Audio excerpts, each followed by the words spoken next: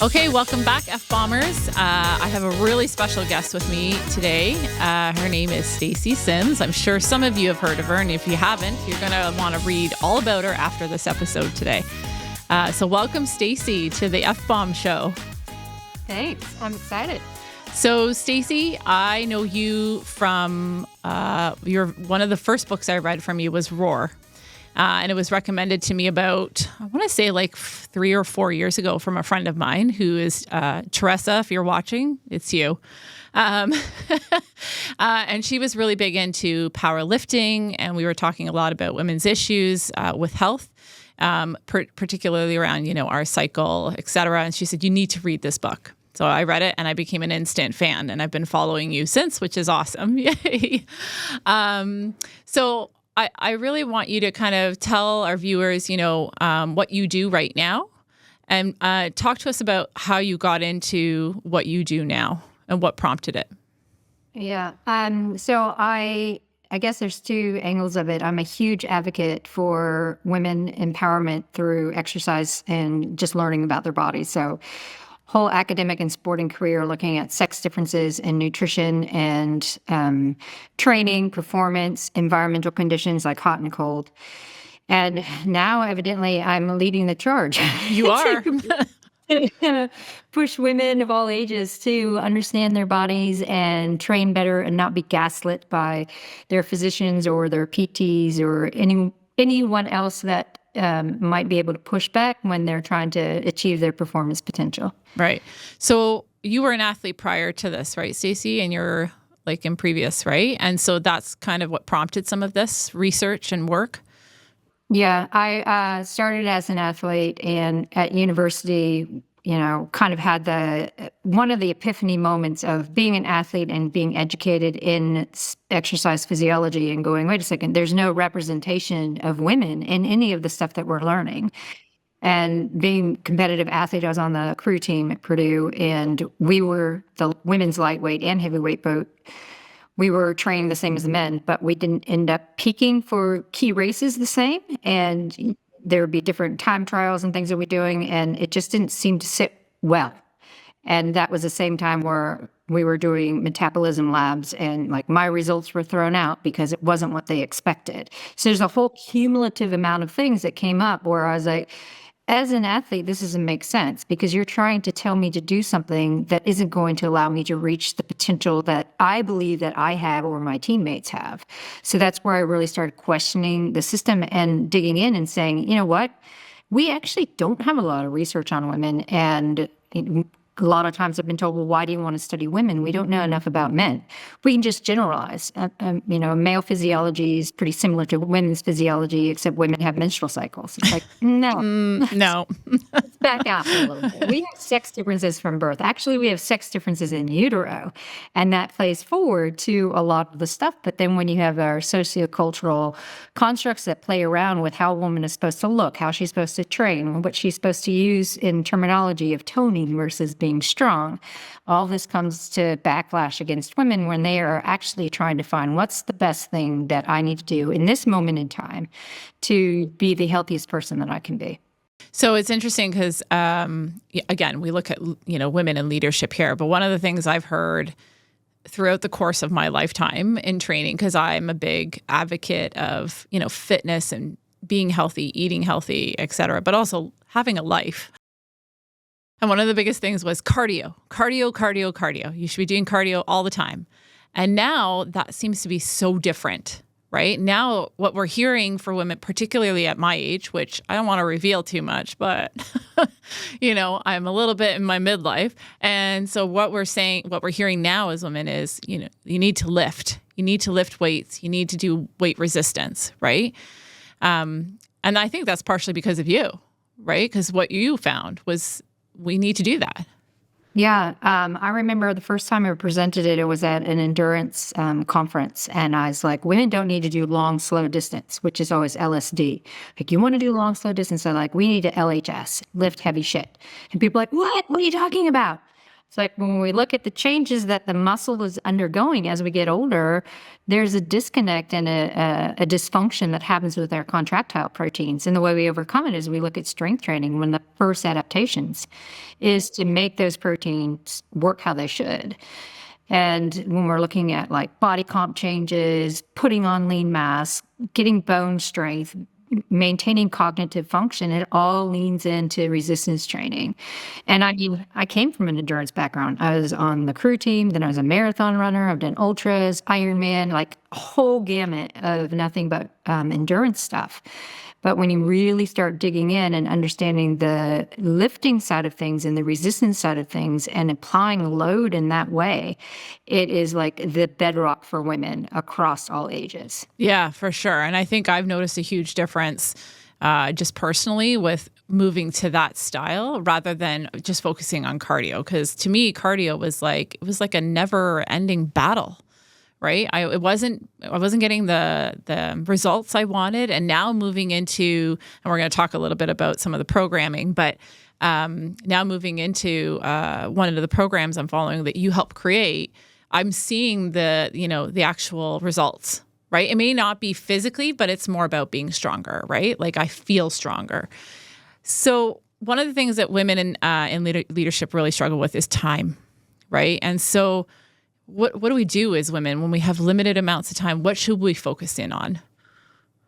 Yeah, so I always bring it down to four things. And I was talking to a woman who is high up, the CEO in an Australian company, and she's like, how do I navigate all this? It's like, what's the one thing you want the most out of? And a lot of times women who are in leadership positions or super busy lives are like, I just want to have energy and I want to be able to think clearly and I want to be strong. I was like, well, that brings us down to sleep and strength training.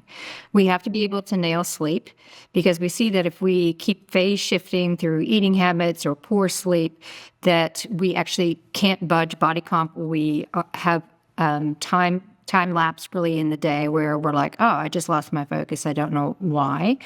And that's from the research showing that if you don't get adequate sleep, then your brain tries to do its, quote, brain cleaning while you are awake, which is these momentary lapses of attention. So we have to nail sleep. After that, we want to look at the physical activity thing. And one of the easiest, I shouldn't say from physicality, but easiest thing to put in is the resistance training. Because you could have 20 minutes and do a really good compound set.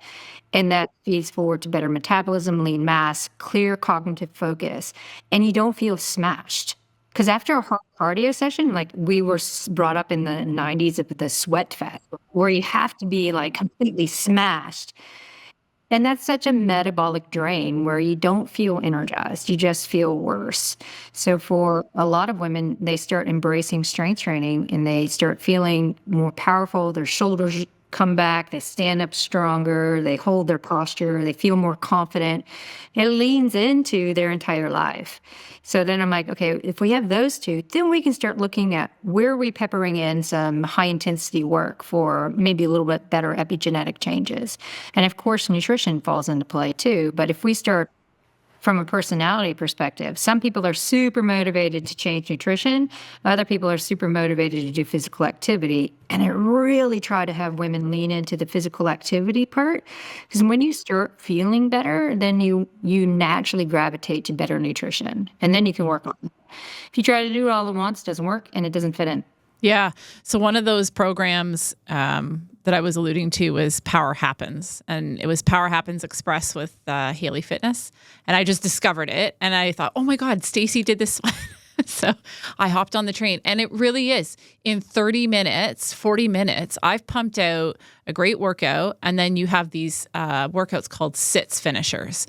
So, You bet. right. So tell our audience a little bit about what a sits finisher is. So if we look at some of the subsets of high intensity interval training, one of them is sprint interval training. And a lot of people are thinking, oh, running sprints, but it's not about that. Yeah, no, it's not.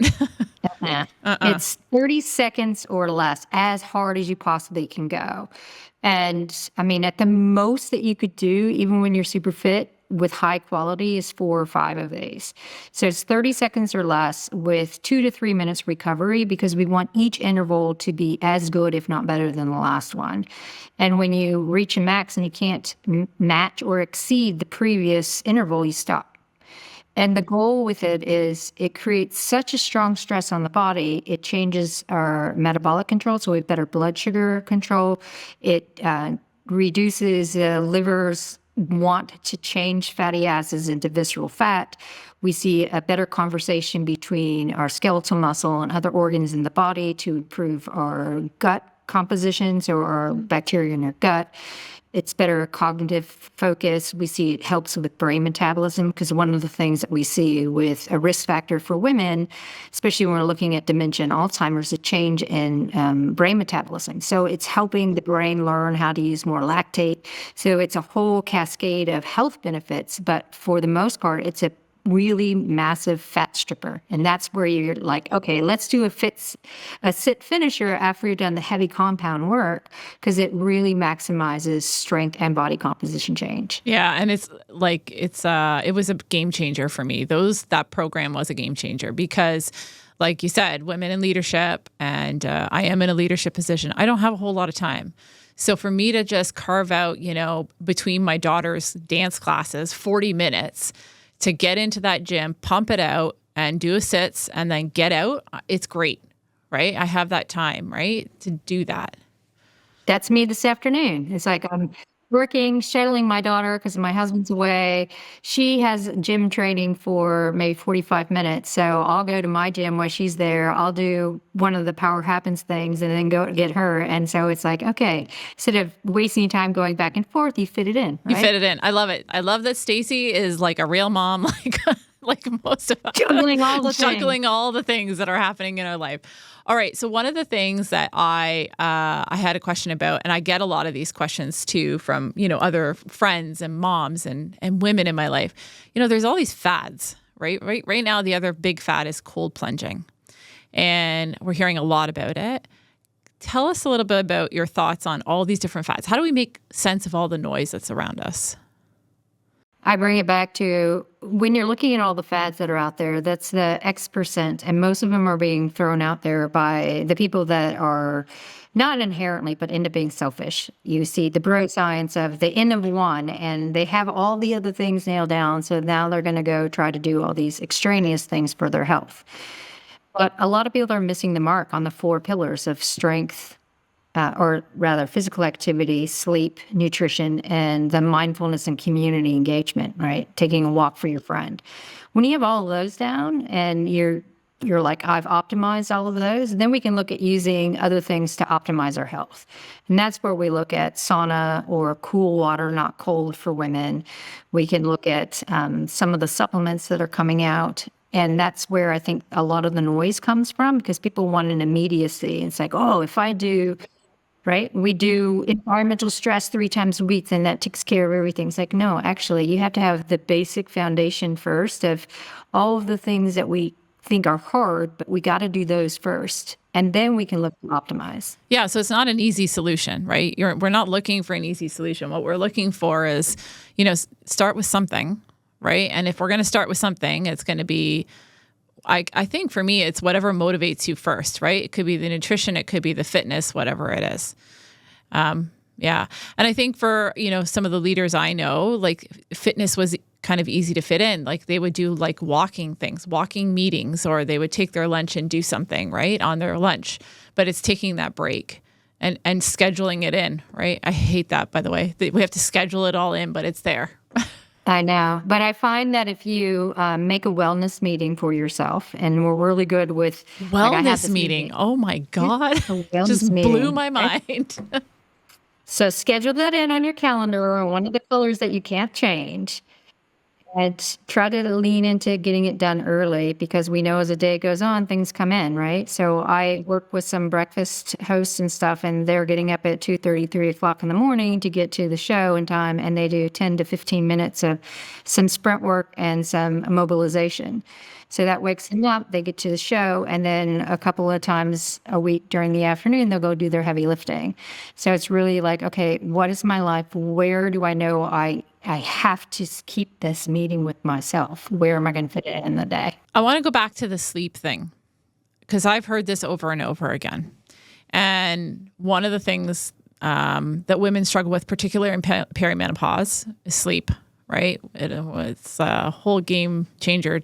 And we had some previous guests that talked about, the importance of sleep, and they were two naturopaths that locally here that talked about, the importance of sleep and how it really helps regulate hormones, for example, et cetera. What can you maybe expand on the importance of sleep for your own physical fitness as a woman? Yeah. So when we're looking at sleep, we don't exactly know why we need to sleep, but it's pretty much the regulator. It cleans the brain out. It allows our body to kind of reset from a metabolic standpoint. And we see if we have interrupted sleep and we kind of phase shift where we stay up later and later trying to get stuff done. And so we miss the first wave as melatonin comes up, then we don't get into a naturally deep sleep. Then our brain's perpetually feeling like we're tired. And then what happens is we're tired but wired, so we're sympathetically driven, and we rely more and more on glucose, but we become more and more insulin resistant. So we start to have a disconnect between what's happening to fuel us and what we actually need. So we see this as more accumulation of belly fat, especially visceral fat.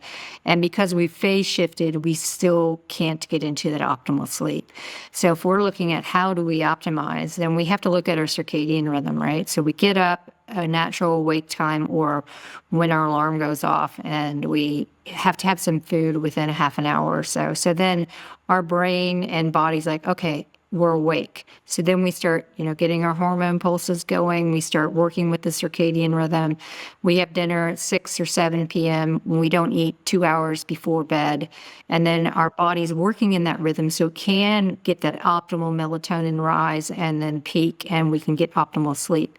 When you start doing that and start getting better sleep, then little stressors that ordinarily would cause a stress response with a cortisol spike, they get muted. And so when we start having less of those spikes and we have better glucose control and better stress resilience, total body inflammation comes down. We start having less of a signal to hold on to body fat, and it just naturally starts to work in our favor. So when women are really fighting sleep and they're trying to stay up late and get things done, and they are really neglecting that sleep hygiene, they just cannot have any kind of change. It just doesn't happen. I like that you called it sleep hygiene because it's true. It's really about establishing a rhythm and a habit and really nurturing and caring for it in some capacity, just like you would do with skincare, whatever it is, right? Yeah.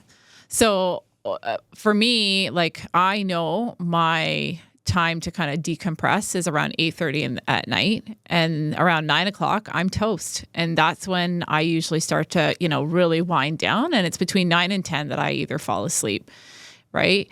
And then with the aid of some different things like magnesium and progesterone, I can get through the night till about 4 o'clock, 5 o'clock in the morning.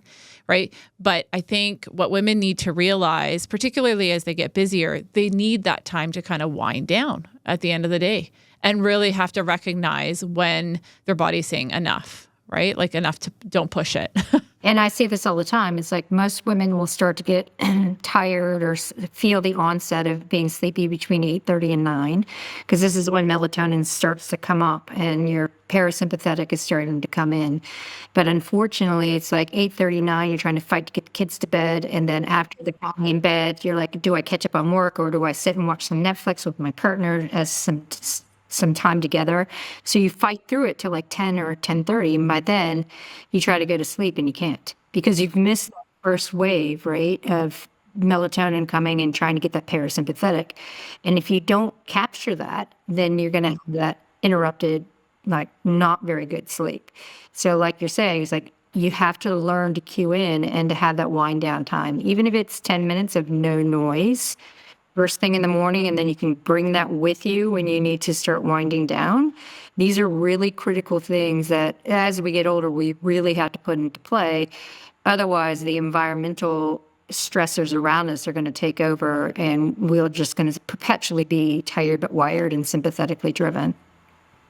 Okay, I want to shift a little bit, Stacy, because you've just watching your career, like from 4 years back, reading that first book for you and seeing you grow. And now just noticing like just the number of podcasts you've been on, like the one with Mel Robbins, I listened to on my way back from a conference, and I was like, this is amazing.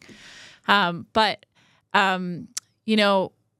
when you reflect back on how that's grown and your career has grown, what advice would you have for others, that are kind of getting into that leadership position, carving a path for themselves, and taking care of themselves? Yeah, I had this conversation this morning with a friend because of all the podcasts that have just been released about the ranking and stuff. And like, how does that affect you? It's like, it hasn't really changed my life. It's like now my message is getting out to a lot of people, and they're like, well, that's really strange. It's really weird. It's like, well, it hasn't incentivized a cash flow increase or anything like that. And it hasn't changed me as a person. I'm still driven by what I want to do. So I think one of the things is just staying true to, like, I mean, it sounds hokey, but it's so apparent. Like, if you stay true to what is your passion and your drive, then that comes through as authenticity. And authenticity is what you want as a leader. And then people believe in you and everything becomes easier. Along that way, I was telling some postgrads, like, I've had some really dark moments, but having good friends and having the ability to get out and have clarity of mind has brought me back out of that dark spot. So you have to have some of those things into play. You have to know what triggers you and how you can come out of something that triggers you. And it does kind of take a village. Like, I've had some really close friends that have been with me through 20 years. And so they've seen this meteoric rise and like, how are you doing? I'm like, I'm still the same person. And I wouldn't be there without you guys. So, yeah. That's awesome. And I think that's a great note to kind of end off with. And I love that you go back to this idea of authenticity, because this has been like the key theme in every discussion I've had with anybody on this show is how to remain authentic, how to find that voice and be authentic to what your voice is, right? So, Stacy, I want to say a big thanks for coming on today. I appreciate it so much, more than you know. And I want people to remember that women are not little men and that we are beyond that now. And if you haven't seen Stacy's stuff, please go and visit her website. Stacy, what's your website for everybody? It's pretty easy, drstacysims.com. Perfect. And go visit and get her book. Read. It's awesome. Thank you. Thank you, Stacy. I appreciate your time. Thanks for having me. It's been fun.